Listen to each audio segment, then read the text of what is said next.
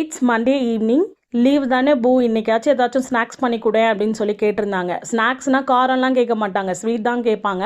சரி உங்களோட சாய்ஸ், உங்களுக்கு என்ன வேணும்னு சொல்லுங்கள், நான் அதுவே பண்ணி கொடுக்குறேன் அப்படின்னு கேட்டதுக்கு, இந்த மாதிரி நீ கேரளாவோட ஸ்வீட் ஒன்று பண்ணியிருந்தல, அது எனக்கு பண்ணி கொடு அப்படின்னு கேட்டிருந்தாங்க.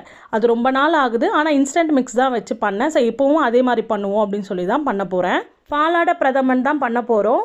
அதுக்கான இன்க்ரீடியன்ட்ஸ் வந்து இன்ஸ்டன்ட் மிக்ஸ் 200 கிராம், நான் டபுள் ஹார்ஸோட பிராண்ட் எடுத்திருந்தேன். கூடவே வந்து 1 லிட்டர் பால். நெய் வந்து ஆப்ஷனல். லாஸ்ட் டைம் பண்ணும்போது நான் நெய் ஆட் பண்ணல, இதான் ஃபர்ஸ்ட் டைம் நெய் ஆட் பண்ணியிருந்தேன். ஃபஸ்ட்டு 1 லிட்டர் பாலை வந்து ஒரு பாத்திரத்தில் மாற்றிக்கோங்க. இந்த டைம் மட்டும் பால் கவரை அலச வேண்டாம், வெறும் பால் மட்டும் ஊற்றிக்கோங்க.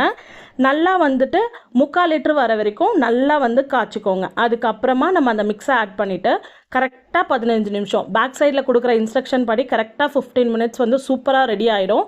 நம்ம இறக்கும் போது 1 டீஸ்பூன் வந்துட்டு நெய் விட்டு நல்லா கலந்து கொடுத்துட்டு இறக்கி சர்வ் பண்ண வேண்டியது தான்.